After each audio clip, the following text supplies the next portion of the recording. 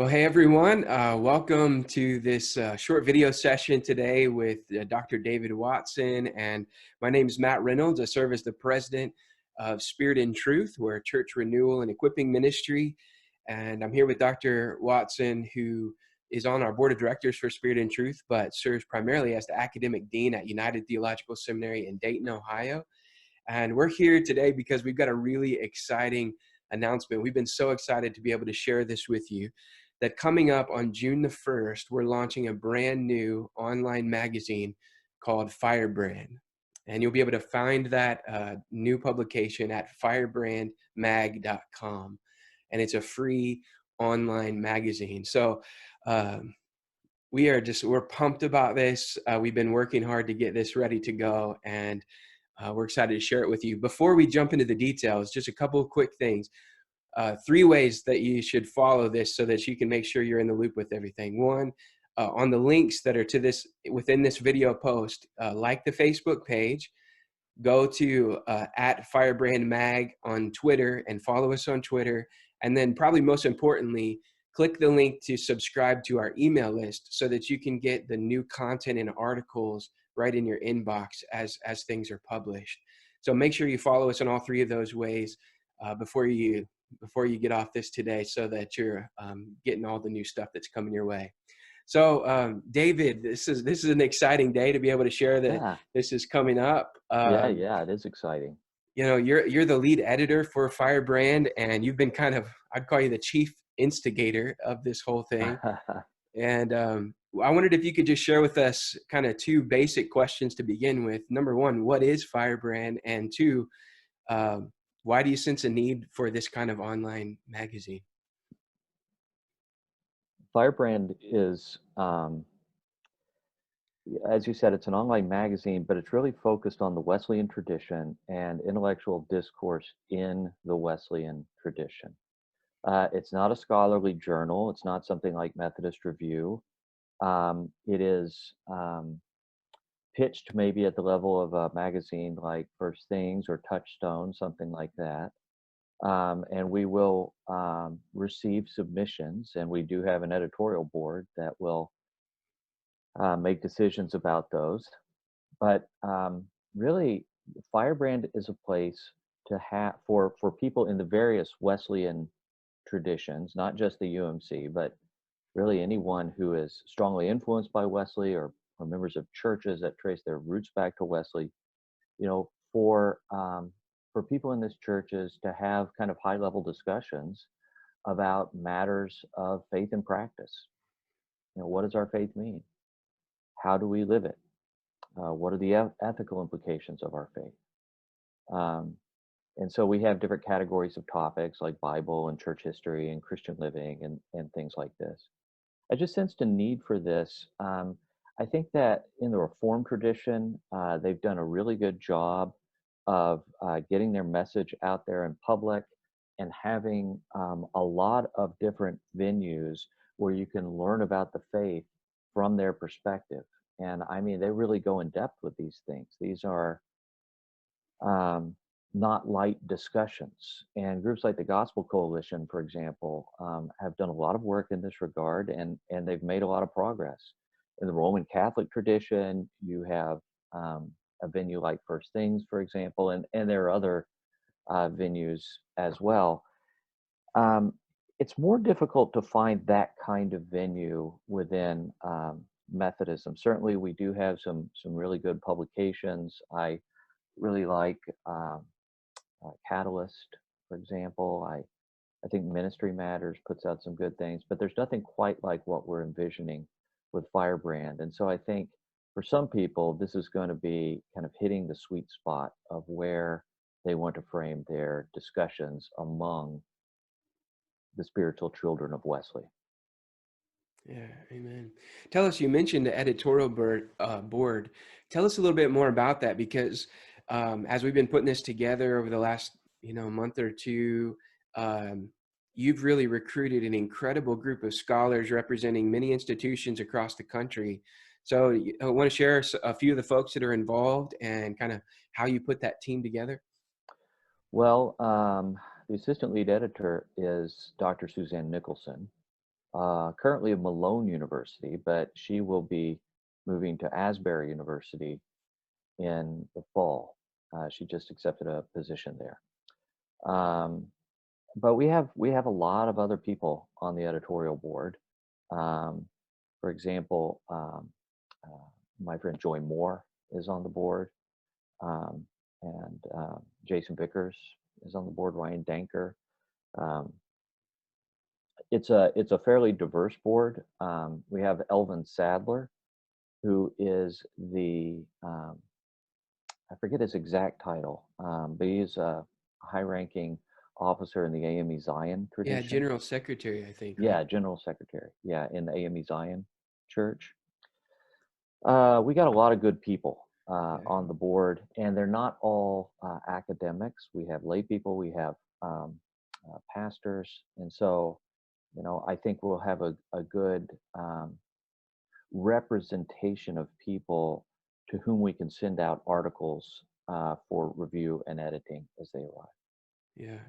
Yeah, I've been encouraged. Just a lot of folks whose voices I really respect who have said, yeah, I want to be a part of this kind of vision. Jessica Grown is one of them. Yeah, Kevin Watson is a part of that board. Scott Kisker. I mean, yeah, there's a incredible group of folks that have come together. Um, Beth Felker Jones, right, is yeah. Let me just find this real quick so I can um, just list off who's on this board so we don't leave anyone out. Suzanne Nicholson, Ryan Danker, Beth Belker Jones, Scott Kisker, Doug Coskella, Jessica Legrone, Joy Moore, Tapiwa Mutarera, Elvin Sadler, Maggie Ulmer, Jason Vickers, and Kevin Watson. yeah. Yeah, those are some really key voices in our tradition, and it's cool to see people from different sort of pockets who kind of share a similar heart coming together for a project like this. I think that's really encouraging. Yeah, and I want to say we're not finished building the board yet either. We still have some slots that we want to fill, and especially on the pastoral side, we're still kind of building that part up. But so far, I just really love working with this group, and I'm really excited for the work that they're going to produce. Yeah, again, this is going to be launching June the 1st at firebrandmag.com. It's a free publication, so you won't need to have a paid subscription to access the content. But again, we encourage you to sign up with your email so that you can get notice when new articles are published. I wanted, if I could, I want to take us back a little bit to a couple of years ago. And I was realizing as we were preparing for this conversation, it was almost exactly maybe, within a week or so, we're exactly 2 years ago from when we had our first conversation that included this stuff at a Mexican restaurant in Dayton. Yeah, right. Yeah, So, we had been meeting for lunch for a number of months and talking about yeah. ministry and theology stuff, UMC stuff, all of that. Uh-huh. And I don't know, over tacos, I shared this idea. Just very briefly, I had been serving as a United Methodist pastor for about 13 years. And through a series of events, encounters with the Holy Spirit, and some really interesting stuff, God called me to work with a missionary ministry out of Texas, where we were seeing just some new things of people coming to Christ and really helping churches get serious about evangelism and discipleship. And my heart just ached to see this kind of stuff that to me felt more Methodist than any Methodist thing I'd Yeah, ever done yeah, before. yeah, yeah, To yeah. see that kind of renewal infiltrate our own wing of the church. And one of your articles that you've got coming up, you mentioned there's over 80 million people Right. who are in churches tied with the Wesleyan tradition. That's right. That's right. We in the UMC tend to think of the UMC as Methodism, but there are about 12.5 million United Methodists in the world. Um, at, at least 5 million of those are in Africa.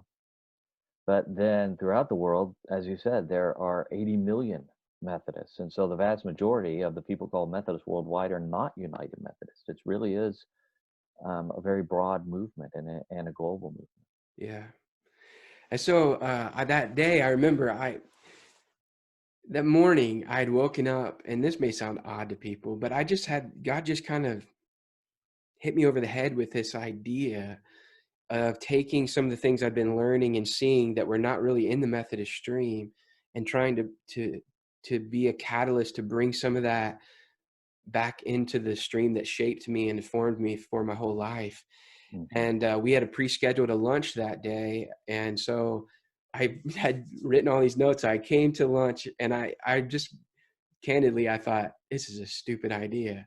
Dr. David Watson, he's brilliant. He's got all, this is a dumb, I haven't even thought about this for more than about 3 or 4 hours. I can't just share it with him. I asked my wife, and she's like, yeah, I don't think I'd tell him that yet. But I remember the Spirit just prompting me, you've got to just share this with him. And I just kind of shared my heart with you. And I'll never forget how you responded. You said, I kind of shared it. I said, do you think I'm nuts? And you said, no, I don't think you're nuts. In fact, I think we need a ministry like that. And I've thought for a long time about starting a ministry, something like what you're describing. In fact, I would call it Spirit and Truth. And that's where the name came from, is from your recommendation that day. Wow. And almost so right at 2 years ago, that I looked back at my notes, that very first discussion, there were 3 parts that we talked about getting started as a part of Spirit and Truth. On the ground training with churches for evangelism and discipleship, which is has been our bread and butter. Right now, we're kind of having to rethink that in this time of quarantine stuff, but kind of one of our major emphasis on online resources for Christians, and then an online journal for theological discussion around the vision and the Yeah. theological anchor of Right. our tradition. And that was in Yeah. that very first meeting. Yeah. Yeah. Well, God has really blessed Spirit and Truth, and uh, Matt, your leadership in Spirit and Truth has been Spirit led. I mean, it's you're very clearly called and equipped for this ministry, and I just really am excited about everything Spirit and Truth is doing, and I feel really honored to be a part of it. Well, you've been such a gift to this ministry, and it's as much your ministry as it is mine. I mean, we've kind of been in this together over these last couple of years. From day one.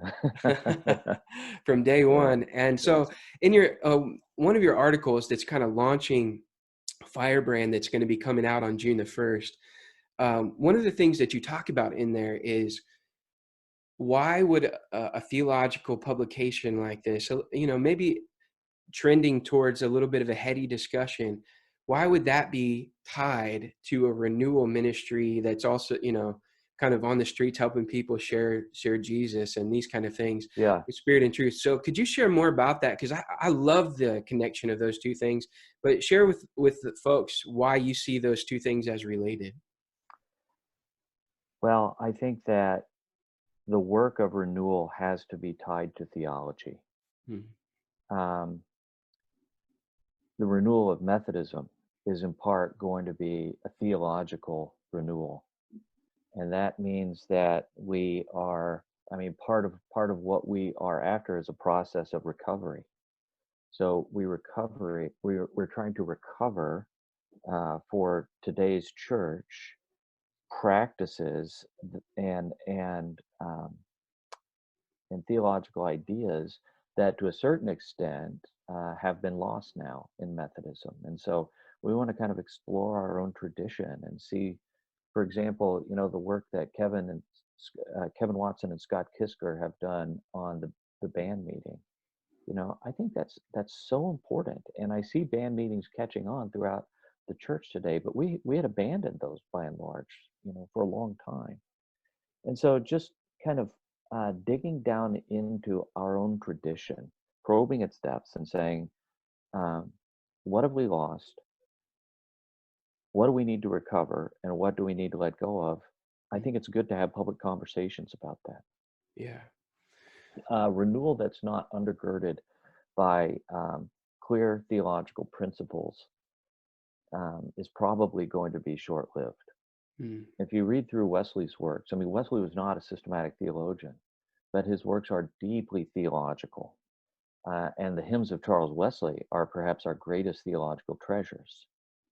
And Wesley did at times write theologically, specifically theologically oriented pieces on things like predestination. He also wrote specifically ethically oriented pieces on topics like slavery. And these constructs that he was working with, these theological constructs that he was working with, did a lot of heavy lifting as he organized the Methodist movement. Yeah.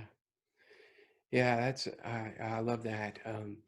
It brings to mind, I'm going to read a quote that I'm sure many of the folks listening have heard before. It's kind of a popular quote from Wesley, but for us, it's been kind of one of the things that's undergirded kind of the formation of Spirit and Truth. From 1786, Wesley wrote, kind of prophetically, I think, "I'm not afraid that the people called Methodists should ever cease to exist, whether in Europe or America, but I am afraid lest they should only exist as a dead sect, having the form of religion without the power. And this undoubtedly will be the case unless they hold fast both the doctrine, spirit, and discipline with which they first set out." Yeah, And I love how Wesley brings together those three things: doctrine, spirit, and discipline. And that's part of what I see, that's been in the core vision of Spirit and Truth. In what we believe and teach, the spirit by which we live, and then the discipline, the actual stuff that we do, how we organize our Christian life. Those three things are inseparable. And I see Firebrand as a key resource for the church to help us rediscover what is it that we really believe and what should we yeah, teach. you yeah, know yeah, yeah, yeah. That's right. That process of, I mean, we don't want to have an overly valorized vision of early Methodism, but we want to take everything we can from the practices and beliefs and proclamation of early Methodism that will still bear fruit today. And there's a lot there. yeah, yeah, tell us, this is kind of interesting. You came up with the name Firebrand. Hmm. What does that name mean? Where did you come up with that? I don't know. It just kind of hit me one day. But I think it's related to John Wesley describing himself as a brand plucked from the burning, and the kind of fire that he lit first in the English church, and then really spreading all around the world. I mean, uh, by some accounts, the Methodist revival is the longest continuous revival in the history of the church. So Wesley kind of started a wildfire, Yeah. and I don't think he would have it any other way. I mean, I'm sure, that if he knew there were 80 million of if he were to have known that there would be 80 million Methodists, around the world today, that would probably um, cause him real joy Yeah. and a sense of accomplishment. So that's kind of where it came from. I mean, it's rooted back to Wesley and what he did, but also, part of what we want to accomplish through Spirit and Truth, which is again to light that fire of Mhm. renewal in the church. Yeah. Amen. Yeah, we talk about our vision for what do we want to see in people as we're seeing renewal. We say empowered by the Spirit, rooted in the truth, and mobilized for the mission. Again, Yeah, kind of gets at that heart of doctrine, spirit, and discipline. yeah, yeah. Um, and I think I've heard others say that about Wesley's, the revival that came out of early Methodism, sort of being the most sustained revival in Christian history. And I Hmm. think it's the beautiful combination of those things, Hmm. that it's deeply formed theologically, that it's well organized with class and band meetings for serious discipleship. Hmm. And there's a lot of other examples where you have revival and the Spirit breaking out in different ways that aren't undergirded by those things, and it kind of fizzles out much more quickly. Yeah, yeah, yeah. Say a little bit more about the core values, because you and the editorial board have agreed on these 4 core values. I'll list them and then just have you share um, why you chose these: the Okay. authority of Scripture, the Nicene Chalcedonian faith, the Wesleyan tradition, and the cultivation of intellectual virtue. And Yeah. especially that last one, say a little bit more. How'd you land on those core values to guide this publication? Well, again, we wanted to have discussion about the Wesleyan tradition, broadly speaking. You really can't honor Wesley if you don't also honor the authority of Scripture. I mean, he was just so clear about this in things that he wrote. Um, and this is recognizing, though, that we as Wesleyans stand within the Church Catholic, which is theologically, I think, a broad way to describe the Church Catholic is through the Nicene Chalcedonian faith, the Trinitarian incarnational faith that the Church has proclaimed through the centuries.